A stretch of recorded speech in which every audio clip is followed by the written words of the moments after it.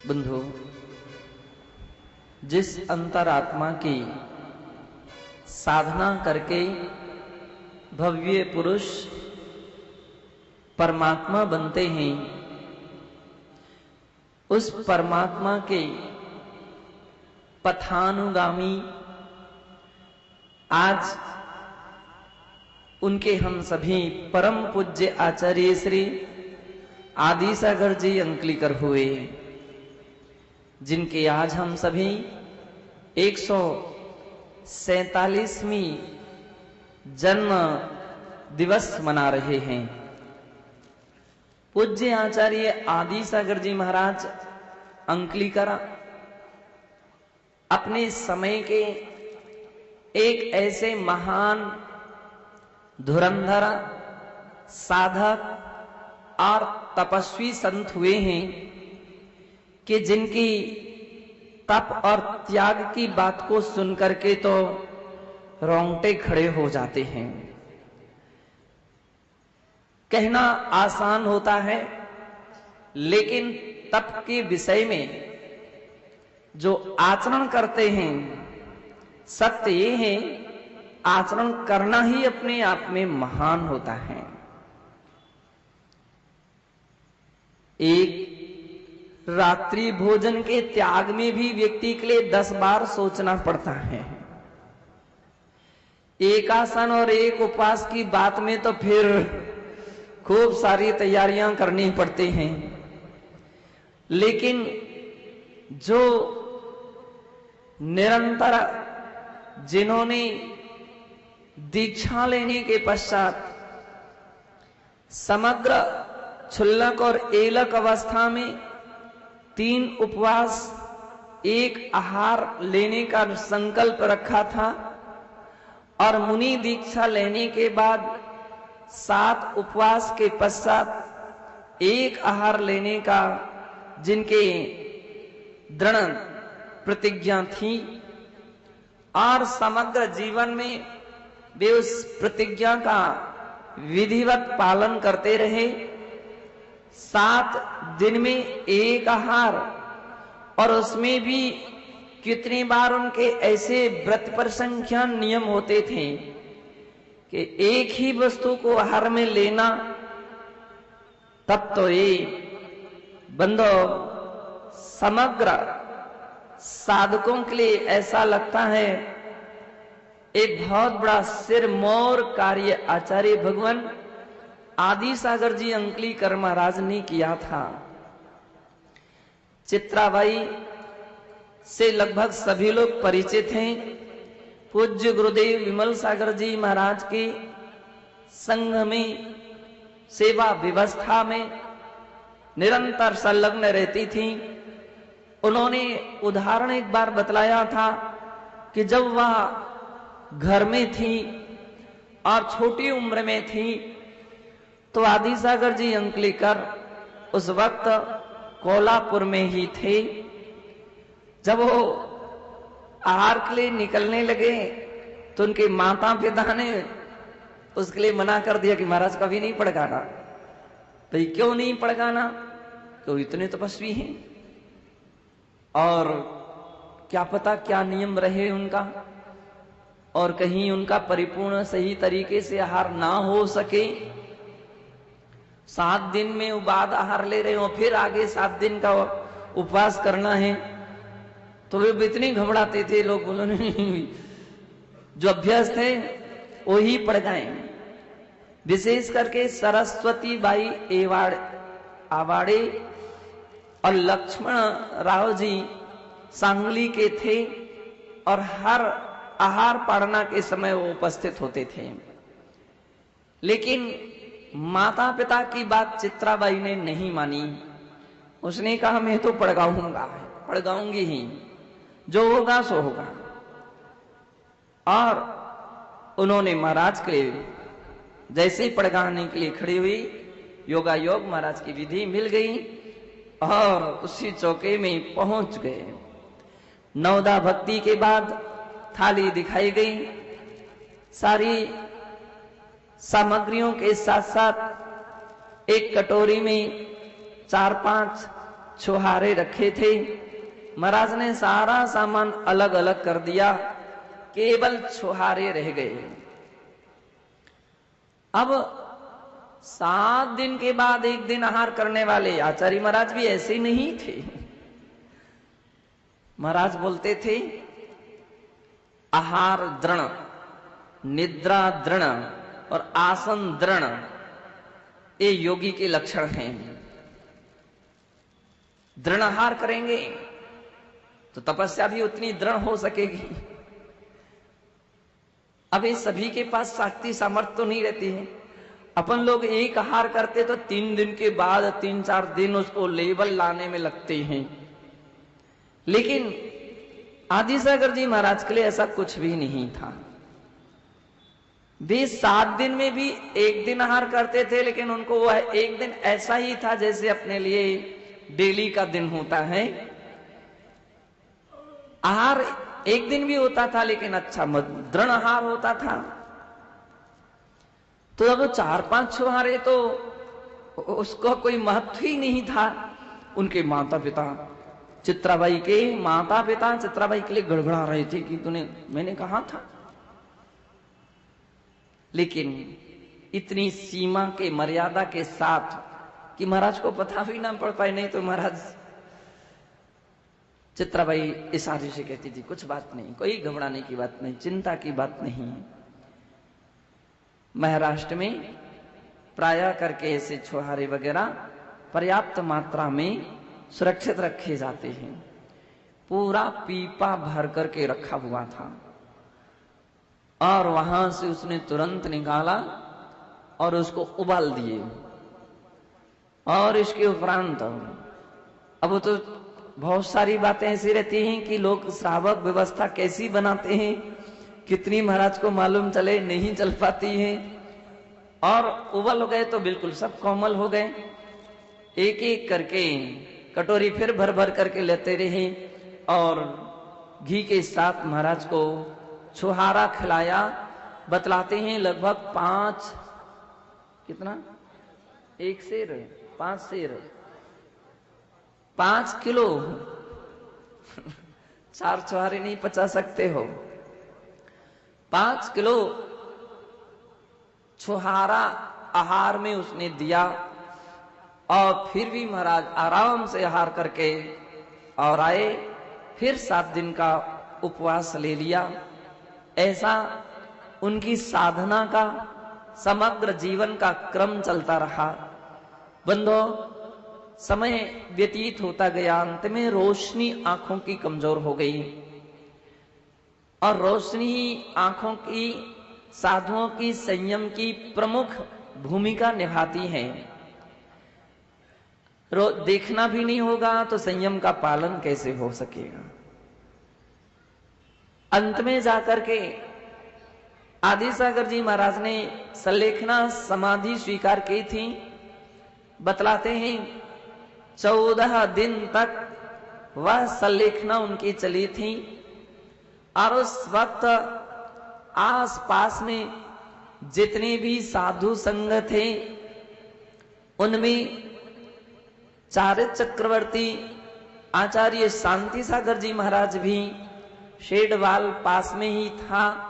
वहां से चल करके और महाराज की समाधि में शामिल हुए थे और सम्मान के साथ पूज्य आचार्य आदि सागर जी के लिए नमस्कार किया था। ऐसा देशभूषण जी महाराज ने अपने आस्था और चिंतन ग्रंथ में लिखा कि आचार्य शांति सागर जी महाराज आदि सागर जी महाराज की तपस्या से इतने प्रभावित थे कि त्रिकाल वंदनीय, वे त्रिकाल उनकी वंदना करते थे। बंधो पूज्य आचार्य आदि सागर जी महाराज की सलेखना के वक्त एक और ऐसा प्रसंग उपस्थित हुआ था कि उस समय ब्रिटिश शासन चल रहा था। समाधि के लिए प्राय जो अध्ययन नहीं कर पाते वे लोग आत्महत्या समझने लगते हैं, जबकि समाधि का अर्थ है कि मृत्यु के समय त्याग, तप और भगवान की आराधना करना है। ब्रिटिश शासन महाराज के सन्मुख उपस्थित हुआ था और हर तरह से महाराज से चर्चा की और अंत में संतुष्ट होकर के महाराज के चरणों में नतमस्तक हुआ था। बतलाते हैं कि महाराज आदि सागर जी अंकलीकर की समाधि के पश्चात ब्रिटिश शासन की ओर से ट्रेनें फ्री की गई थीं, निःशुल्क की गई थीं और उनकी समाधि में जो ट्रेन से आने वाले यात्रीगण जो थे ट्रेन के माध्यम से उस यात्रा में शामिल हुए थे। ऐसे परम पूज्य आचार्य आदि सागर जी महाराज अंकलीकर जैसे अंतर आत्मा ध्यान करने वाले महान योगी जिस आराधना को करते हैं, बंदो पूज्य आचार्य महाराज कहते हैं वही आराधना अंतरात्मा की उत्कृष्ट साधना है और वो परमात्मा का बीज बन जाती है। साधक पंचम काल में तो नहीं, चतुर्थ काल में ऐसी ही साधना के द्वारा, निर्विकल्प ध्यान के द्वारा कर्मों का क्षय करके अरहंत अवस्था प्राप्त कर लेती हैं, जिसे अपन ने कल देखा था। पूज्य आचार्य भगवान कहते हैं कि अरहंत अवस्था ही नहीं, सिद्ध अवस्था भी वो प्राप्त कर लेते हैं और वह पावन पुनीत परमात्मा शक्ति जगत पूज्य हो जाती है। इसके विषय में 16वें दोहक छंद के द्वारा कहते हैं, तिहु यण वंद्यो सिद्धि गवो हरिहर झायहि सोजोजी लखु अलखे धरि विधिरो मुनि परम पोसोजी।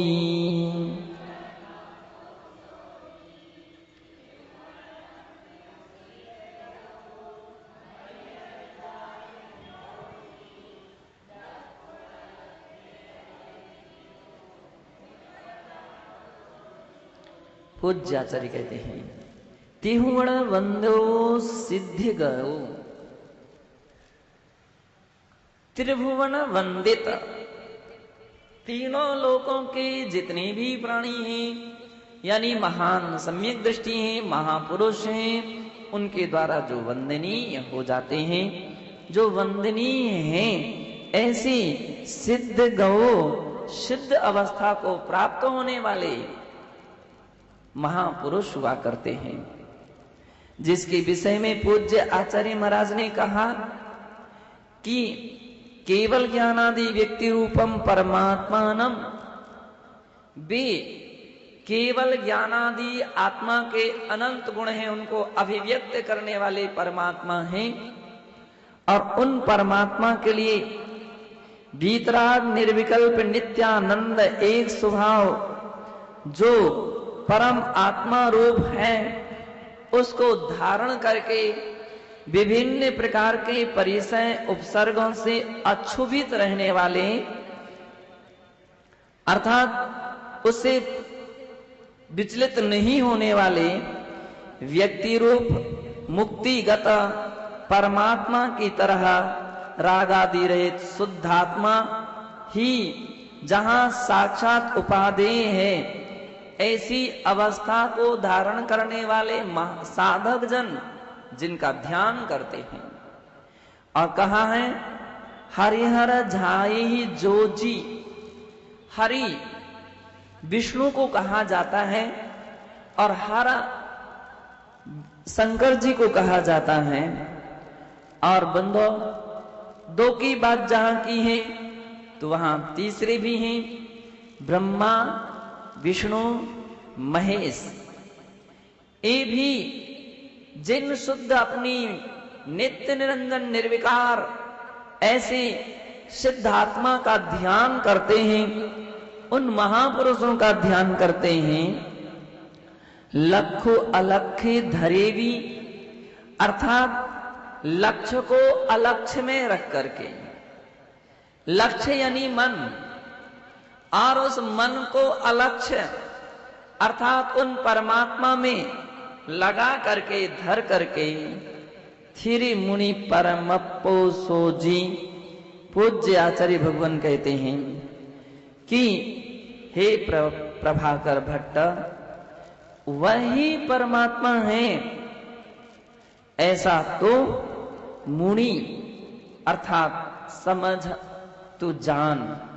कहने का तात्पर्य यह है कि ऐसी साधना करके जिन्होंने कर्मों का क्षय करके नित्य निरंजन निर्विकार अपनी शुद्ध अवस्था को प्राप्त कर लिया है, जो आज शक्ति रूप में है, उसके लिए उन्होंने अभिव्यक्त कर लिया है।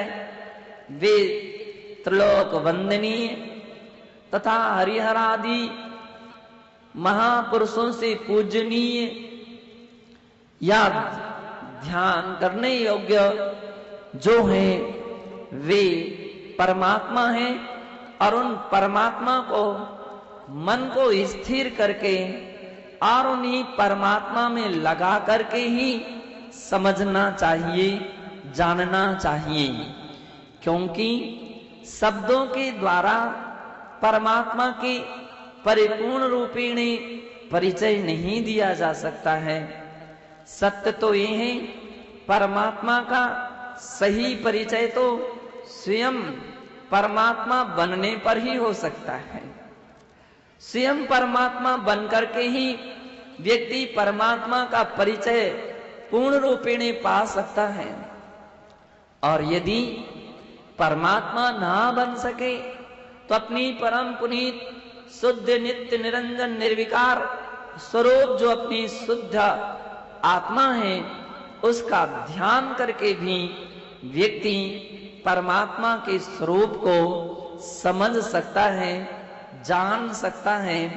इस प्रकार बंधो पूज्य आचार्य भगवान ने परमात्मा के स्वरूप को, परमात्मा के विषय में प्रभाकर भट्ट के लिए संक्षेप में समझाया है। हमें उसे अच्छी तरह से जानना चाहिए। आज के दिन हम उस पथ के पथिक परम पूज्य आचार्य भगवान आदि सागर जी अंकलीकर महाराज की जन्म जयंती के अवसर पर उन्हें बड़ी श्रद्धा से भक्ति से स्मरण करते हैं और उनके चरणों में अपना सिर झुकाते हैं। तीन भक्ति पूर्वक नमस्कार करते हुए प्रार्थना करते हैं कि हे भगवान, आपने अपने जन्म को सफल बना लिया, वह शक्ति सामर्थ्य दीजिए कि हम भी अपने जन्म और समग्र जीवन को भी और अंत में निर्वाण प्राप्त करके अपनी सारी अवस्थाओं को सार्थक और सफल कर सकूं।